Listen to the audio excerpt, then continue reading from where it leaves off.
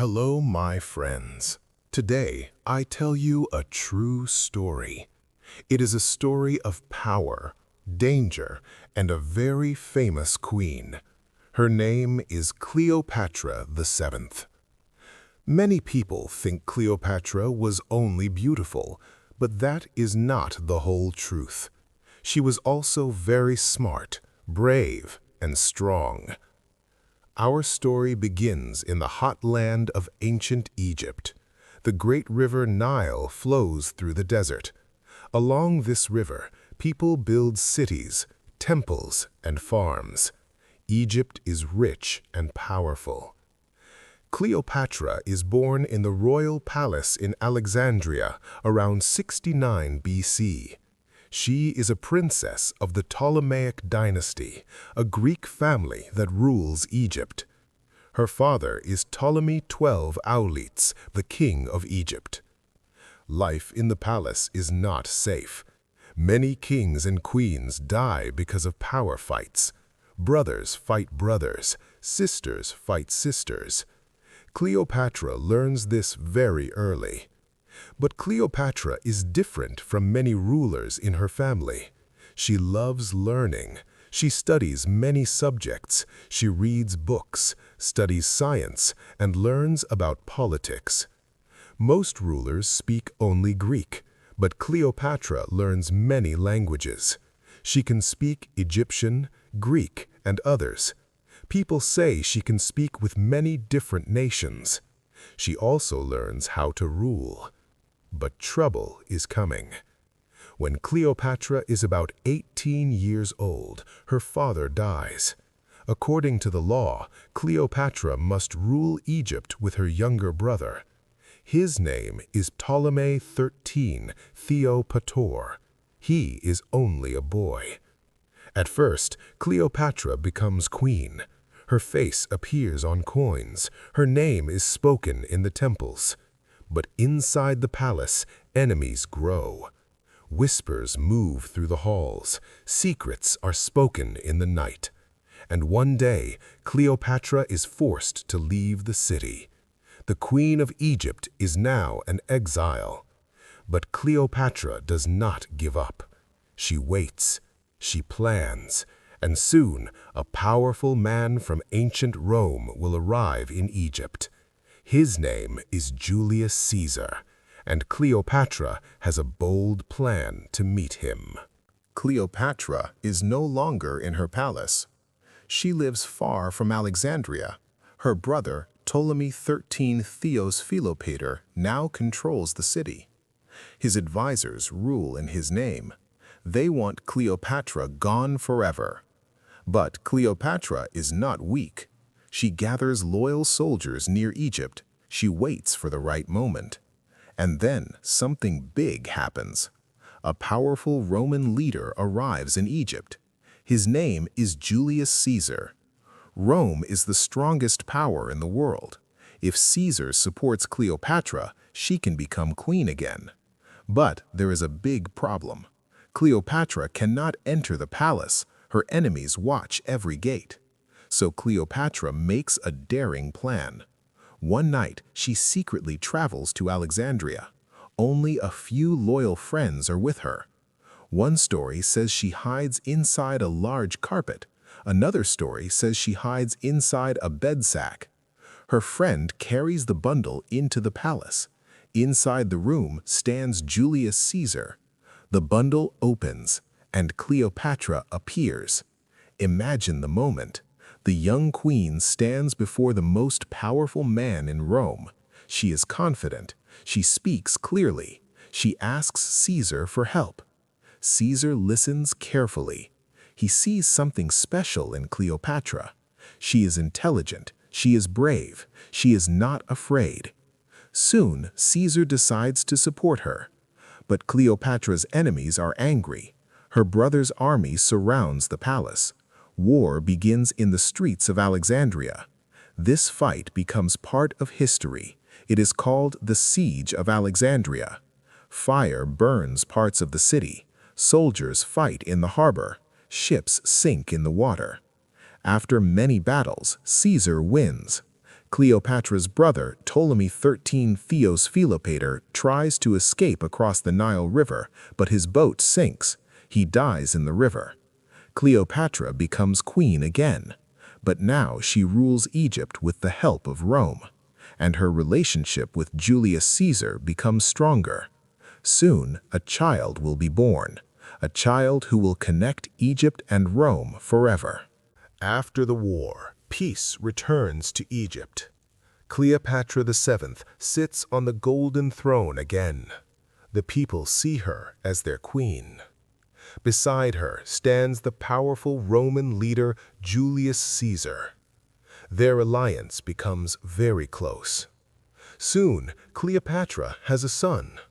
His name is Ptolemy XV Caesarion. Many people believe Caesar is the father. Cleopatra hopes her son will one day rule both Egypt and maybe even Rome. Later, Cleopatra travels to Rome. She stays there as Caesar's guest. For Romans, Cleopatra is very interesting. She is a foreign queen from the rich land of Egypt. She dresses like the goddess Isis. She appears powerful and mysterious, but not everyone likes her. Some Roman leaders fear her influence over Caesar. They worry Caesar may want to become king. Then, one terrible day changes everything. It is March 15th, 44 BC. Inside the Roman Senate, a group of senators attack Caesar. This moment becomes famous in history as the assassination of Julius Caesar. Caesar falls to the floor. The great Roman leader is dead. When Cleopatra hears the news, she knows she is no longer safe in Rome. She quickly leaves the city. She returns to Egypt with her son Ptolemy XV Caesarion. Now Cleopatra must protect her throne again. Rome is entering a time of chaos and civil war. Many powerful men fight to control Rome. One of them will soon become Cleopatra's new ally. His name is Mark Antony. And when Cleopatra meets him, history will become even more dramatic. Years pass after the death of Julius Caesar. Rome is now ruled by powerful leaders. One of them is Mark Antony, a famous Roman general. He was a close friend of Caesar. Mark Antony wants to control the eastern lands of Rome.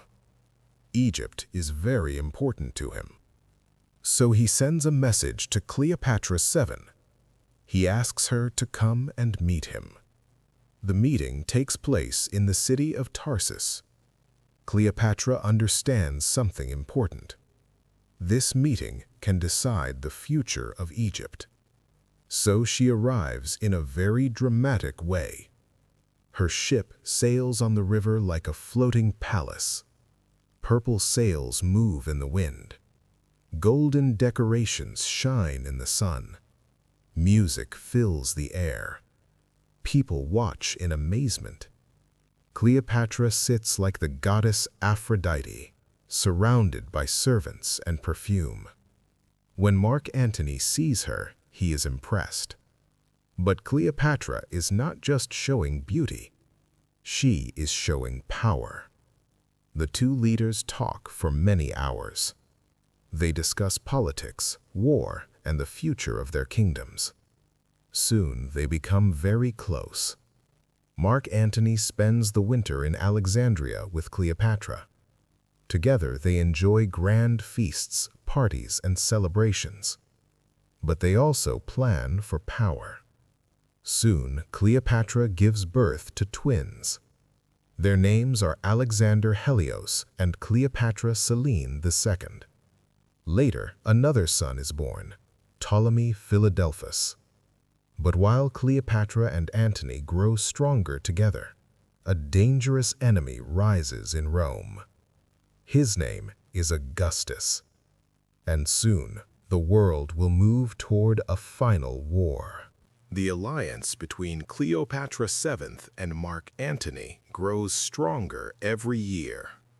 But in Rome, another leader becomes more powerful. His name is Augustus. He is the adopted son of Julius Caesar. Octavian does not trust Cleopatra. He tells the Roman people that Antony is controlled by the Egyptian queen.